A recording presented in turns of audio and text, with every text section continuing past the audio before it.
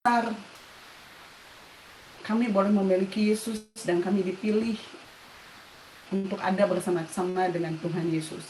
Bapak, terima kasih, sungguh-sungguh kami berterima kasih. Sebentar kami akan mendengarkan firman-Mu dan sharing dari Kakak Bi, urapi Kakak Gebi, setiap perkataannya dibungkus dengan kuasa dari Yesus, sehingga bisa sampai kepada kami dan pengertian yang datang daripada Tuhan turun atas kami sehingga kami dapat menangkapnya. Di dalam nama Yesus kita syukur dan berdoa. Amin. Sila Kakak Gebi. Kita mulai dengan kesaksian Kakak Bi biar bisa nyambung. Kalau saya yang ngomong nggak pas, tapi mendingan Kakak Bi sendiri yang ngomong. Oke. Shalom. Opa, Oma, Om, Tante, adik, kakak sekalian. Ya. Hari ini aku diminta untuk sharing sama Mami. Jadi yang diminta untuk sharing sama Mami itu ya cerita tentang pengalaman hidup aku aja ya. Jadi dulu itu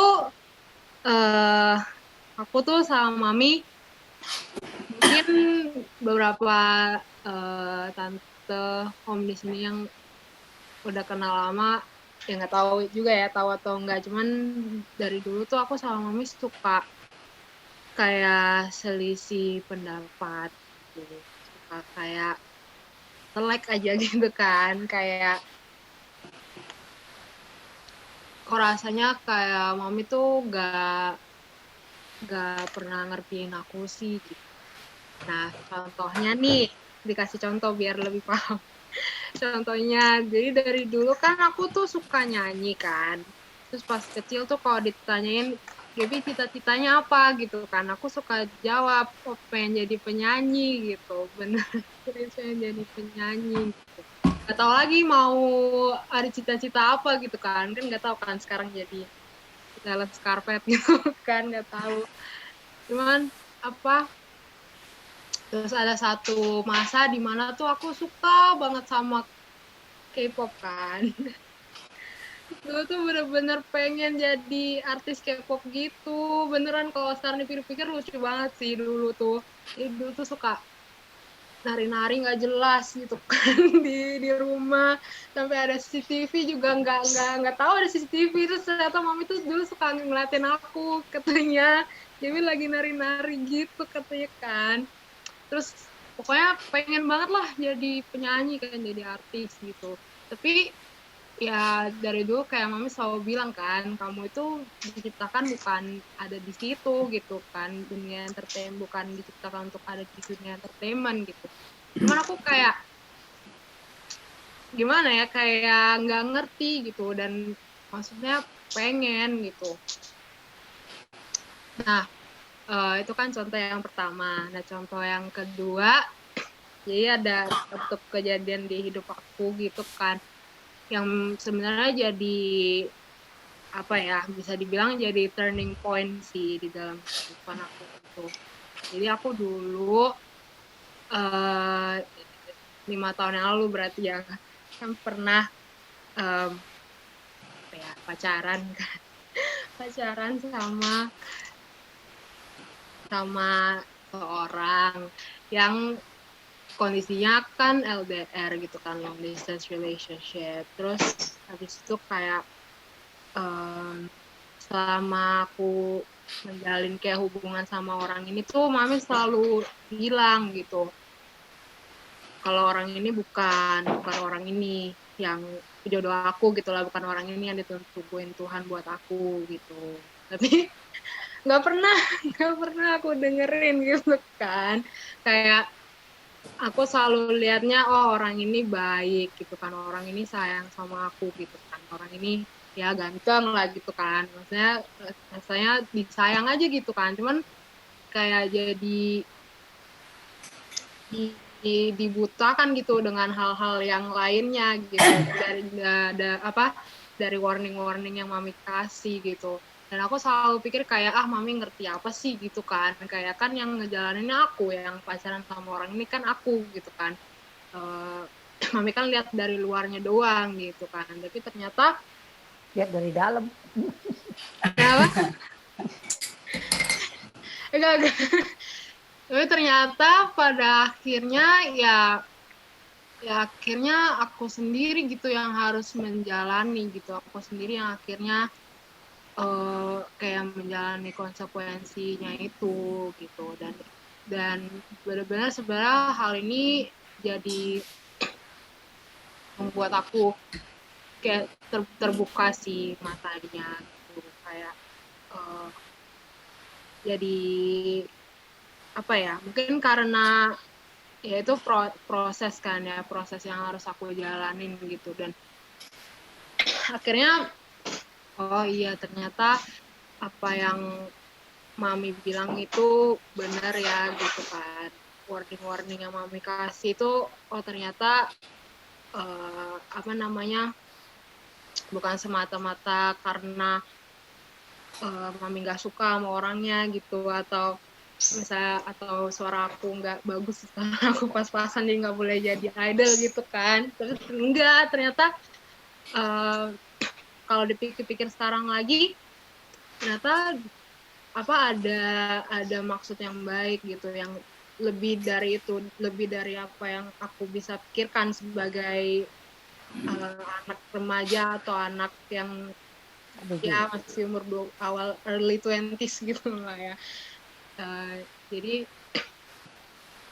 apa ternyata kalau misalnya dilanjutin, misalnya aku jadi K-pop idol gitu, tapi kan pasti ada kesusahan gitu yang pasti akan ada di depan aku gitu kan. Atau misalnya aku beneran jadi sama orang ini gitu kan, dengan notabene orang ini misalnya males gitu, nggak mau berjuang gitu hidupnya, ntar aku kesana mau jadi apa gitu kan. Cuman kan dulu aku nggak tahu kan, dulu tuh kalau misalnya dipikir-pikir lagi tuh bener-bener kayak buta banget gitu dulu.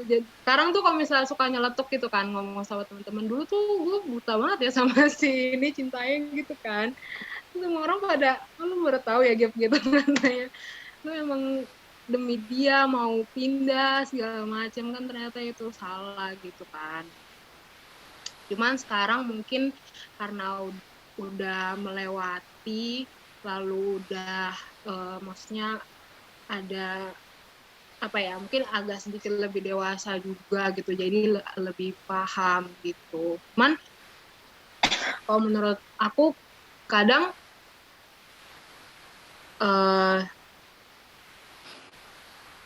kadang kalau ini pendapat aku, mungkin opini aku aja sih, mungkin Tuhan tuh pengennya kita tuh nggak melewati itu gitu.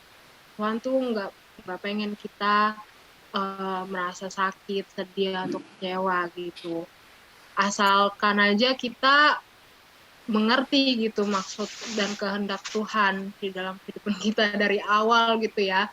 Jadi lu tuh nggak usah deh susah-susah gitu kan. Pada akhirnya tuh lu yang sakit sendiri gitu. Cuman itu kan ya pada akhirnya adalah konsekuensi atau proses kita masing-masing kan. Cuman alangkah baiknya kalau misalnya kita udah dari awal mengerti kalau maksud Tuhan untuk kita itu baik gitu. Misalnya kayak aku mengerti kalau maksud Mami sebagai orang tua itu baik, dan Mami udah melihat jauh ke depan gitu kan. Nah mungkin aku nggak akan ngelewatin proses yang notabene-nya sakit. Cuman ya kan sekarang ya pendewasaan diri aku aja gitu kan. Maksudnya suatu pelajaran yang harus aku jalanin dan aku pelajarin gitu dari situ, dan mungkin kedepannya nggak akan gitu lagi. Lalu aku juga jadi belajar untuk enggak negative thinking juga gitu sama Mami gitu. Kayak ada maksud yang baik lah gitu kan. Dan itu yang tadi aku bilang butuh kedewasaan juga kan. Dulu mungkin karena masih kecil, masih nggak paham kan, maunya sendiri aja, maksudnya memaksakan kehendak diri kita sendiri, terus jadinya kayak lebih ke negative thinking gitu kan ke orang tua misalnya. Nah sekarang akhirnya tahu dan paham bahwa itu adalah untuk kebaikan. aja sih sharingnya. Thank you Kak Gabi. Ini adalah sebuah contoh, saudara. Saya ingin kesaksian Kakak Gabi dimasukkan kepada hubungan kita dengan Tuhan. Orang dekat saya yang dari Jakarta sangat tahu bagaimana hubungan saya dengan Gabi. Penuh dengan gejolak dan selalu miskomunikasi. Maksudnya A jadinya C. Maksudnya C jadi O gitu loh. Pokoknya nggak pernah tahu gimana caranya menyampaikan satu opini ke Gaby, itu nggak bisa. Kita selalu selisipan gitu. Nah, sampai satu masa kita bisa menangani komunikasi dengan baik.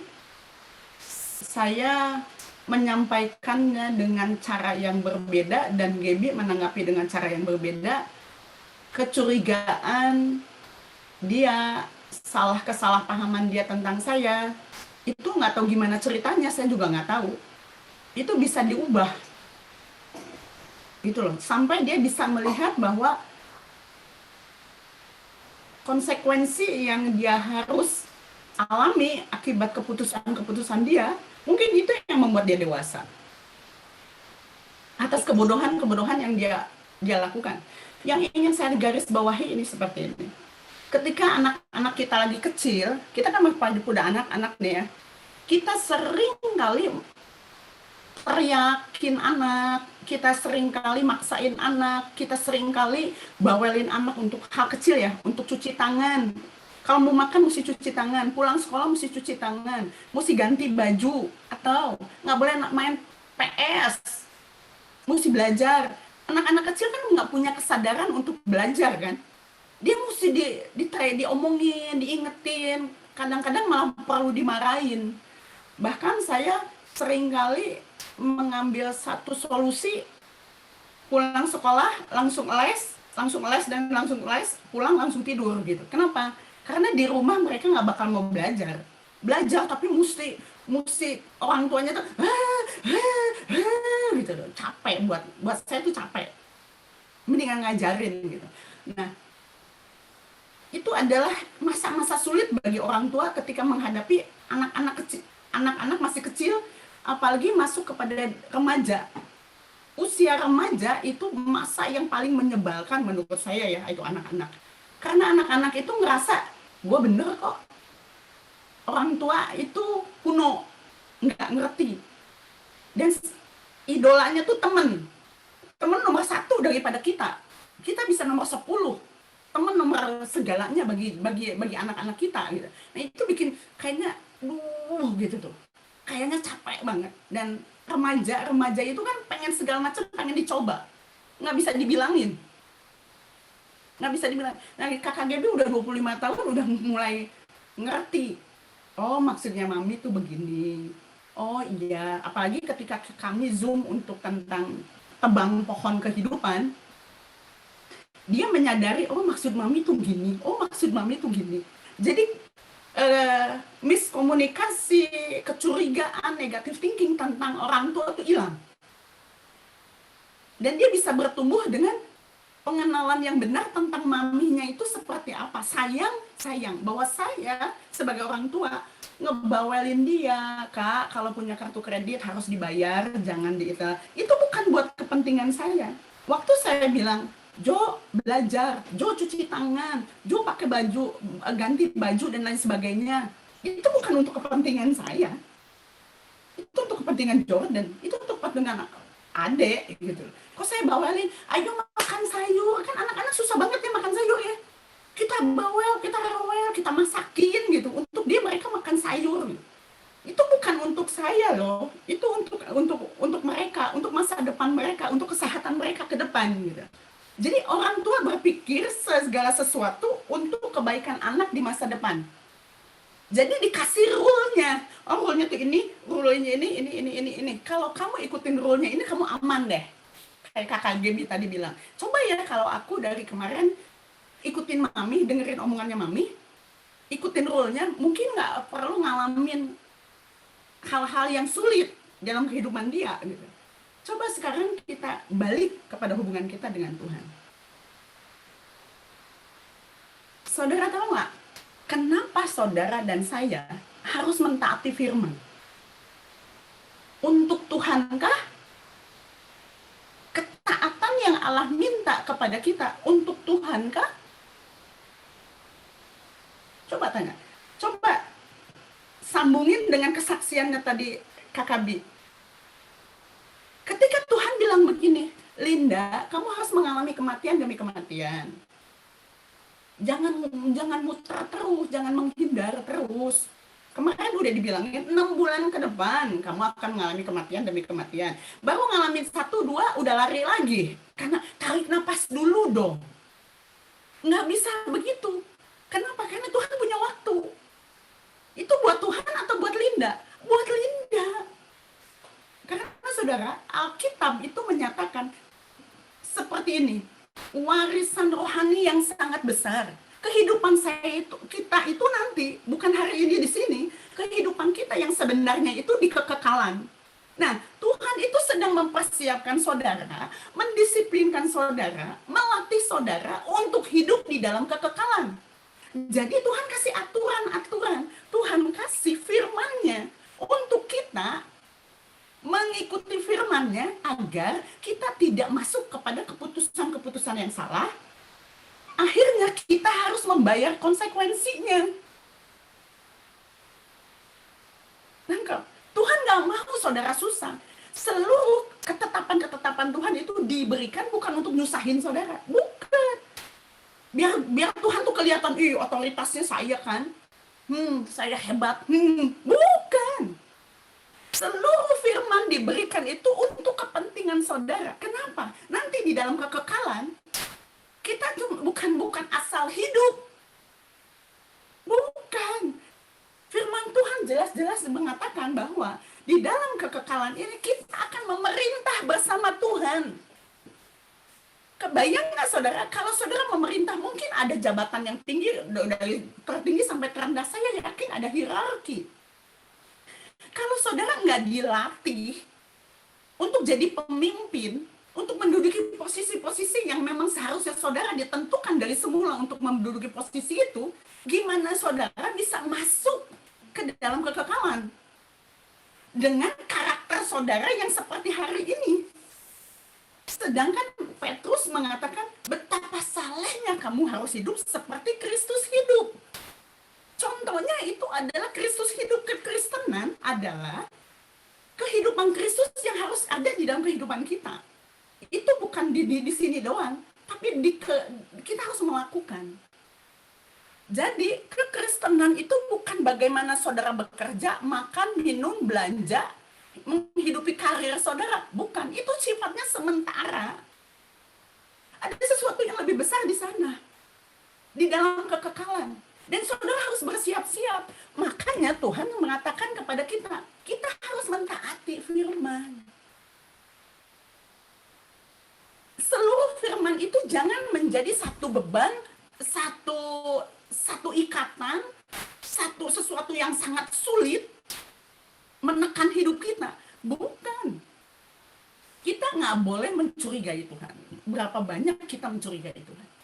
Berapa banyak kita salah mengerti kepada Tuhan seperti kakak Gebi ke Mami? Berapa banyak? Berapa banyak kesalahpahaman yang sering kali terjadi antara kita dengan Tuhan? Mungkin Tuhan kayak saya dulu ngurut dada aja kalau udah mau ngomong sama Gebi tuh, gitu, berat banget. Karena tuh lali terus. Ujungnya nanti yang ini hawa nafsu karena mesti ngerem kan. Dia udah gede, bukan anak kecil, tinggal dipecut, berhenti gitu. Nah Tuhan juga mungkin menghadapin kita seperti itu. Kita kan ada usia anak-anak, usia remaja, usia masuk ke sudah dewasa. Kita kan harus tumbuh di dalam pengenalan kita akan Allah. Kalau Tuhan bilang, kuduslah engkau sebab aku kudus. Itu bukan kuduslah, kita harus kudus itu untuk Tuhan. Bukan. Kita itu akan masuk di dalam kekekalan.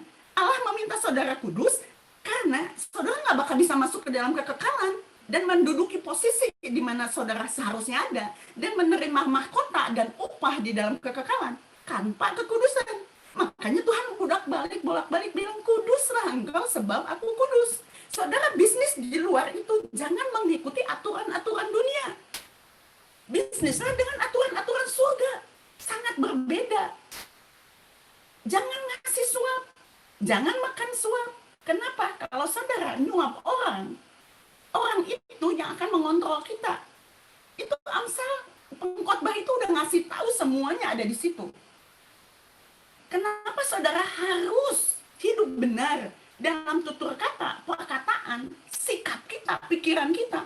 Tuhan sedang melatih saudara untuk saudara masuk kepada kedewasaan untuk mengerti isi hati Allah, sehingga di dalam kekekalan saudara sampai kepada tujuan ilahi di dalam hidup saudara.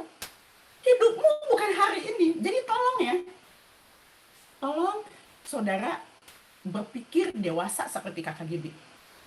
Bahwa peraturan-peraturan, permintaan-permintaan Tuhan untuk menyangkal diri dan memikul salib bukan untuk Tuhan. Bukan kepentingannya untuk Tuhan, tapi untuk kepentingan kita. Kebayang nggak? Niat hati kita yang licik, ada tempat nggak di surga? Nggak ada. Dan Tuhan nggak ketemu saudara di surga. Orang yang pelit nggak bisa masuk surga.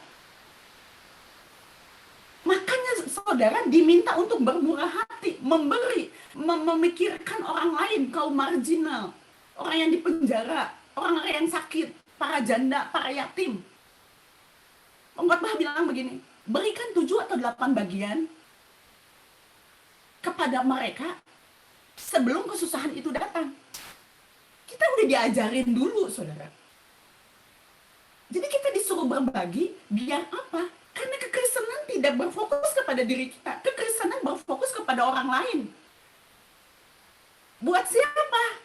Buat kita. Agar kita menerima warisan ilahi. Jadi apapun yang Tuhan minta dalam hidup saudara hari ini, demi kebaikan kita, demi kepentingan kita.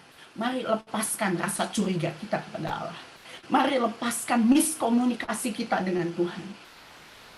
Mari lepaskan. Kenapa saya ngomong seperti ini? Kemarin 1 harian, hampir 2 jam Tuhan menceritakan tentang ini. Apa yang Tuhan minta dari saya? Bukan untuk kepentingan saya.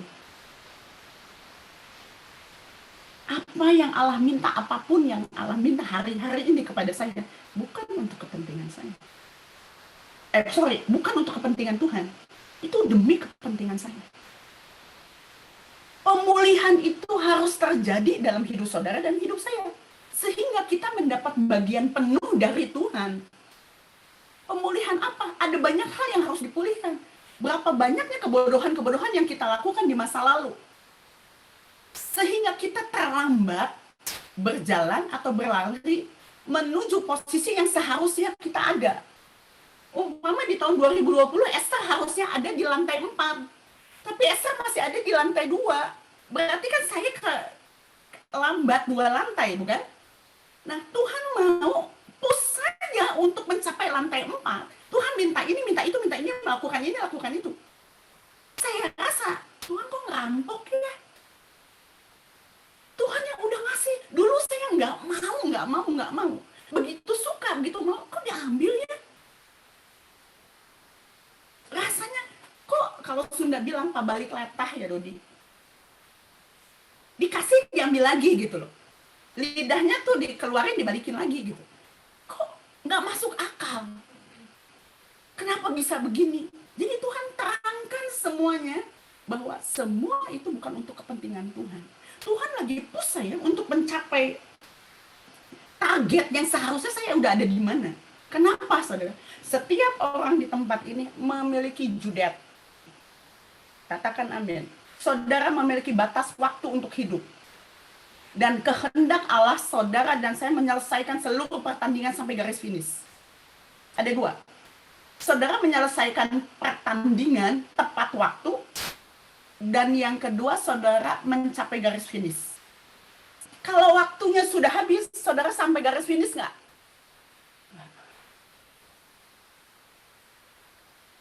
Dan bukan itu yang Tuhan mau. Tuhan mau saudara mencapai garis finish di saat waktu habis. Untuk itu Tuhan punya kalender masing-masing kepada Ko Budi, kepada Ibu Ruth, kepada Ibu Silva, kepada Sisil, kepada kita semua. Tuhan nggak ngomongin umur. Ada yang bisa mati duluan kok. umurnya masih muda, ada juga yang udah tua memang sudah waktunya selesai gitu. Nah, Allah sedang push apa aja yang belum diselesaikan kita di dunia ini. Tuhan lagi cari gara-gara bukan untuk nyiksa saudara. Bukan untuk bikin mati saudara.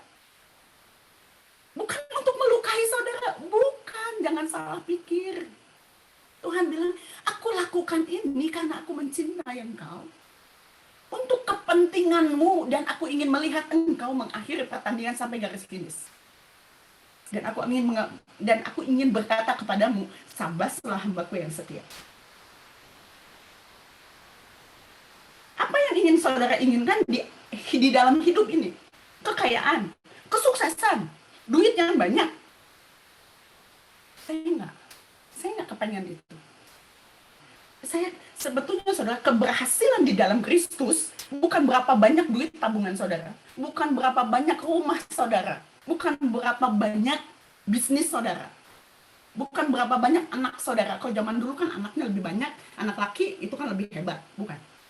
Kesuksesan di dalam kekristenan adalah berapa banyak saudara mengenal Allah dan berapa banyak saudara mentaati Dia. Itu kesuksesan. Itu kesuksesan. Nggak bisa diukur dengan wah punya rumah 17 lantai gitu. Nggak bisa. Punya tabungan triliun nggak bisa. Kesuksesan yang sesungguhnya di dalam Tuhan, seberapa banyak saudara mengenal Allah dan mentaati Allah. Berarti seberapa, bisa jadi satu kalimat, keserupaanmu dengan Kristus seberapa banyak, itu adalah kesuksesan. Tadi pagi terus Tuhan mengingatkan begini, Esther, kamu tidak perlu berusaha untuk menyatakan Kristus di dalam hidupmu. Nggak perlu. Saya bilang, tapi Tuhan, saya perlu orang lain tahu bahwa Engkau Tuhan, Kristus di dalam hidup saya. Jadi saya push diri saya harus berusaha untuk menyatakan Tuhan dalam hidup saya. Karena nggak perlu. Terbalik. Aku yang akan menyatakan diriku bahwa aku raja dan Tuhan di dalam hidupmu, sehingga orang lain tahu, kamu nggak perlu berusaha. Jadi kita seringkali putar kan? Betul?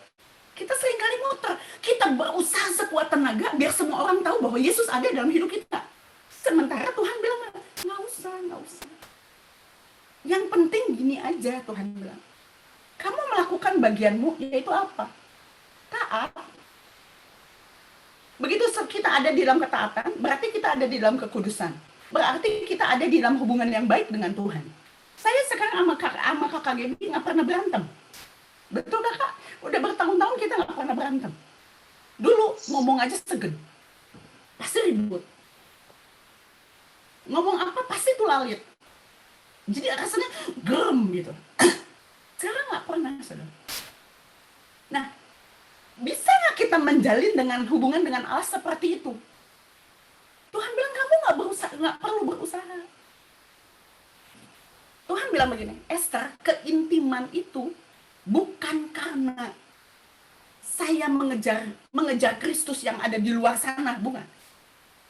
Tetapi keintiman adalah seberapa banyak kamu lebih mendekat ketika Kristus ada di dalam hidup kita. Umpama gini, adek, kakak Gaby, dan Jordan ada di rumah. Betul? Coba bayangkan. Adek ada di lantai 2 di kamar saya, kakak Gaby ada di lantai 1, Jordan di lantai 2 juga, tapi dia di ruang keluarga. Adek ada di kamar saya. Terus Tuhan cuma bilang begini, Esa sangat mudah untuk kamu bergaul intim dengan Allah. Saya udah di dalam rumahnya. Bagaimana caranya ketika anak saya memiliki hubungan yang dekat dengan saya? Gimana caranya? Jordan harus mendekati saya nggak? Saya udah di rumah loh. Saya ada di kamar. Kakak Gaby harus mendekati saya ke lantai 2 dan cari kamar saya dan masuk ke kamar. Adek mungkin sama-sama di kamar. Tapi mungkin juga saya ada di ruang ganti lagi bebenah baju, adek ada di ruang baca. Bisa kan? Nah, bagaimana caranya ketiga anak saya ini memiliki keintiman dengan saya pada saat itu. Satu-satunya cara adalah, sekalipun kita serumah, Jordan, Gaby, dan Ade harus cari saya di ruang ganti pakaian. Dia ekspresi masing-masing orang yang untuk berintim beda. Kalau Ade pasti akan begini, Mami stop dulu, peluk aku, kiss aku. Kalau nggak mau saudara, karena udahlah dia, aku lagi repot. Dia nggak mau tahu saudara. Dia akan duduk, dia akan ambil pakai ke pekerjaan saya, dan dia akan josorin begini. Peluk dulu nggak? Atau nanti muka saya ditiup. Biar saya berhenti dan ngeliat ke dia. Kalau kakak Gaby mungkin beda. Dia akan nyamperin saya, Mami sayang lagi apa? Mami Caya. Mami jangan capek-capek loh. Kalau Jordan, Mam, lagi apa Mam? Cuma duduk sebentar ngeliat, keluar lagi. Tapi menurut mereka itu intim. Apakah saya harus meminta kakak Gaby jadi adik, Jordan jadi adik? Atau Jordan suka bilang begini, datang cuma ngelendeh ke badan saya, cuma gini-gini saudara, udah kayak kucing, terus dia pergi. Itu ekspresi mereka. Atau kalau mereka tiga-tiga di rumah, mereka minta disuapin ayam goreng kuning. Rebutan tuh tiga-tiga. Nah itu bentuk keintiman. Tapi saya ada di rumah nggak? Ada. Saudara bisa nyampe nggak? Tuhan ada di dalam kita. Tapi saudara mau anggurin dia, atau saudara mau mendekat lebih lagi, berkomunikasi dengan dia, menyenangkan dia, menghampiri dia, terus bilang, Tuhan aku cinta kamu loh Tuhan. Aku memujamu. Pakai kami untuk kemuliaan-Mu, pakai. Dan itu bukan usaha kita. Dia udah ada di dalam diri kita, dia bukan di luar kita. Nangkep ya? Saya sisa daripada pertemuan kita, saya rindu berbagi tentang memiliki keintiman dengan Tuhan. Kenapa? Karena ini penting. Saya hari ini cuman ingin menjadi poloh. Keintiman itu harganya mahal. Cinta dan luka harus kita miliki. Mungkin saudara berpikir, kok puitis amat ya, kata Yohan, Tante Mami katanya. Puitis atau apa ya Yohan kemarin ngomong kamu? Romantis atau puitis? Kasih dan rasa sakit selalu beriringan. Bila ingin mengenal kasih, harus mengenal rasa sakit. Nah. Keintiman akan selalu membuat kita membayar harga. Nah itu dia. Thank you loh. Coba saudara lihat sini. Kasih dan rasa sakit selalu beriringan. Coba kita berpikir, Yohan bilang katanya saya romantisan, apalah nggak tahu lah, panjang banget tadi. Picisan. Nah, apalah itu susah saya ngomong. Kasih dan rasa sakit selalu beriringan. Saudara lihat hari Senin yang lalu, karena cintanya Yesus kepada kita, dia harus menanggung rasa sakit yang sangat luar biasa di Getsemani. Dia menghadapi rasa takut yang luar biasa. Karena dia tahu dia akan mati, disiksa, dipukul, dan lain sebagainya. Step by step untuk masuk sampai mati di atas kayu salib, Yesus tahu. Dia mengalami ketakutan. Dia yang memiliki kekuatan dan kuasa untuk melawan, dilumpuhkan oleh cinta. Dia melumpuhkan kekuatannya karena dia cinta kita. Sehingga dia menanggung rasa sakit. Jadi, kasih dan rasa sakit selalu bersamaan. Selalu beriringan. Itu dicontohin oleh kekasih kita, oleh Tuhan kita, oleh Raja kita. Bila ingin mengenal kasih, saudara dan saya harus mengenal rasa sakit. Rasa sakit apa? Rasa sakit karena Kristus. Bukankah firman Tuhan, siapa yang mau mengikut aku, dia harus menyangkal diri dan memikul salib?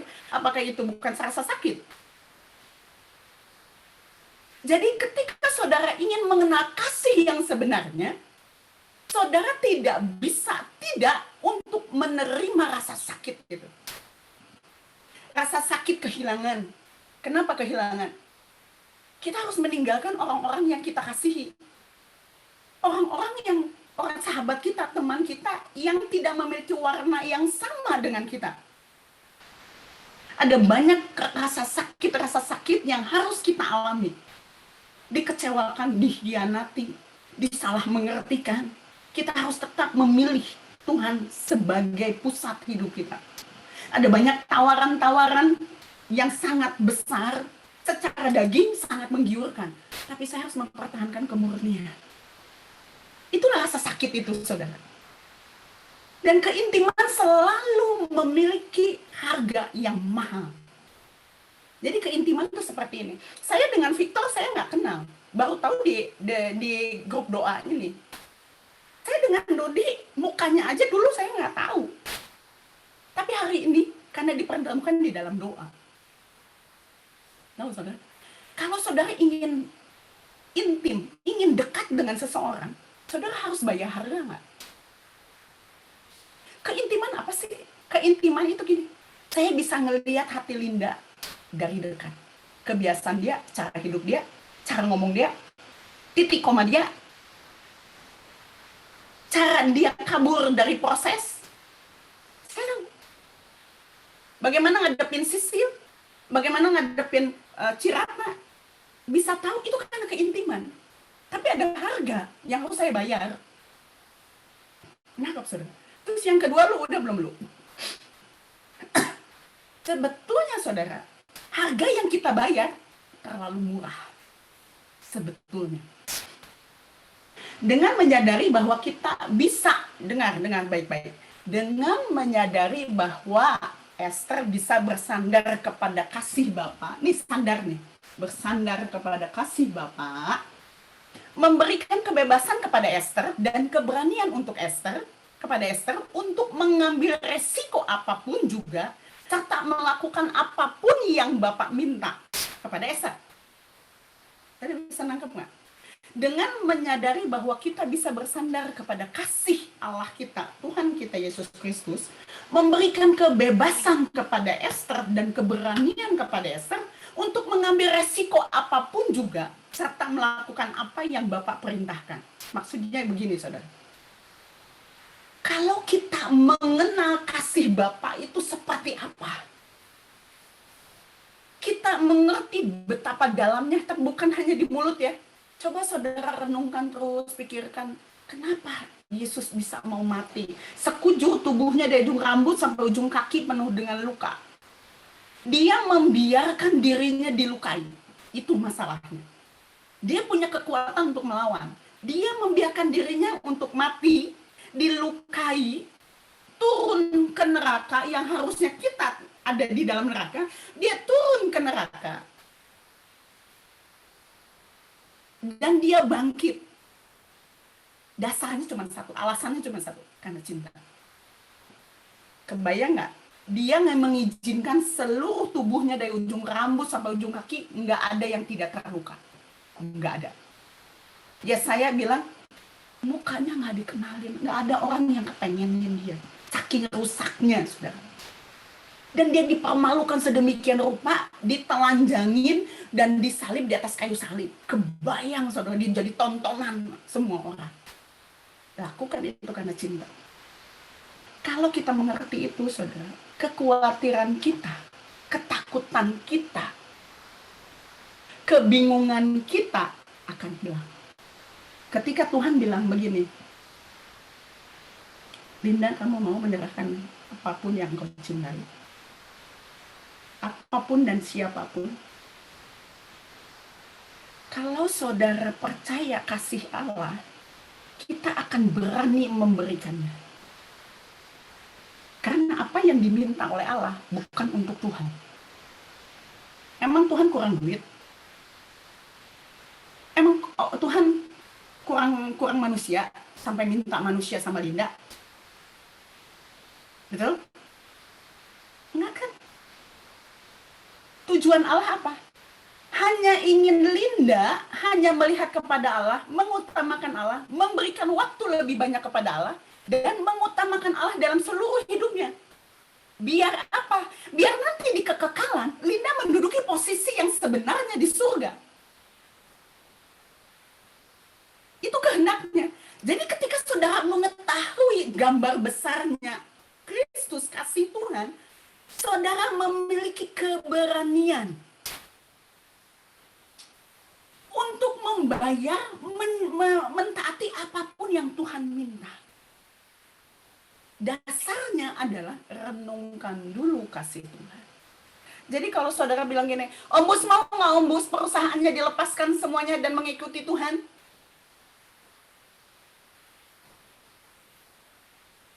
Betul? Apa Tuhan ngerampok ombus? Itu perusahaan 3 macamnya diambil gitu. Ada hal yang bagus yang ingin Allah berikan sama ombus. Ini demi kebaikan ombus. Ombus kan nggak tahu 2 tahun ke depan bagaimana ceritanya. Ombus nggak tahu ke depan tahun depan bagaimana, kan nggak tahu. Ketika Allah memberikan satu alasan kenapa kita harus melepaskan, di saat yang sama ketika saudara melepaskan, di saat yang sama, catat baik-baik, di saat yang sama Allah memberikan kepada saudara. Ketika saudara gini, Kak, aku minta, sebenarnya ya, ketika saudara melepaskan, saudara nggak akan kehilangan. Siapa yang mengikut aku rela menyerahkan nyawanya, meninggalkan ayah, ibunya, dan lain sebagainya, dia tidak kehilangan apapun juga. Dia mendapatkan berkali lipat. Itu kan, saya itu sering godain ade loh. Saya punya celengan 2, diisi setiap hari itu 100.000, 2. Jadi 1 saya kasih Jordan, 1 kasih ade. Dengan pemikiran Kak Bi udah cari duit sendiri. Saya tuh ambil setiap hari loh. Di, kamu cinta aku nggak, Di? Sebesar apa, Di? Kalau kamu cinta aku, kasihlah celenganmu. Kasihlah gajimu 3 bulan. Emang saya kurang duit? Halo? Enggak kan? Enggak kan? Kalau dia lepas, saya memberi nggak? Betul? Jangan-jangan Jordan nanti mancing kalau dia pulang lagi. Nangkap saudara? Enggak. Nangkap saudara? Tuhan nggak menginginkan apapun yang saudara miliki. Terus dia juga dari dia semua kok. Jadi ketika Allah beberapa 2-3 hari ini, terus Tuhan berbicara. Saya bilang sampai gini, Tuhan, apa yang nggak murni dalam hidup Esther, murnikan. Apa yang masih Esther pegangin, tolong buka tangan Esther untuk begini. Dan permuliakan namamu dalam hidup Esther, bukan dengan usaha Esther untuk mempermuliakan nama Tuhan dalam hidup Esther. Jangan pernah dibalik. Jadi pesan yang hari ini yang ingin saya sampaikan 2. Jangan pernah mencurigai Allah. Jangan miskomunikasi dengan maksud-maksud Allah untuk mentaati firman. Yang kedua adalah, apapun yang Allah perintahkan kepada saudara dan minta dari saudara untuk kepentingan kita di dalam kekekalan. Karena kita sedang menuju kepada Judet. Masing-masing punya jatuh tempo. Kapan kita akan masuk kepada kematian. Dan saudara harus berjuang mencapai garis akhir pada waktu yang terakhir. Kalau bisa nih, hembusan terakhir di situ juga pekerjaan kita selesai gitu. Jangan pekerjaan kita masih belum kelar diterusin sama orang lain. Kita nggak dapat upah penuh, rugi. Amin, saudara. Saudara mau? Ini ada sebagai dasar untuk kita memiliki keintiman ke depan. Semoga saya berdoa kiranya dengan pengertian hari ini bahwa segala sesuatunya yang terjadi dalam hidup kita itu cuma ada 2. Memang Allah izinkan sebagai proses untuk kebaikan kita sehingga kita memiliki gambaran Kristus. Yang kedua adalah karena kebodohan kita, yang pilihan-pilihan yang diakibatkan karena kebodohan kita, dan kita menghadapi konsekuensinya. Dan itu harus dijalani. Tapi di dalam hal itu pun ada kasih karunia. Jadi mari berlari kepada Tuhan di dalam keintiman dan kekudusan. Apapun yang Allah minta di dalam firman-Nya kepada kita, mari kita lepaskan. Nggak ada satu orang pun atau apapun yang menghalangi kita dengan Allah. Mau saudara? Mari hari Senin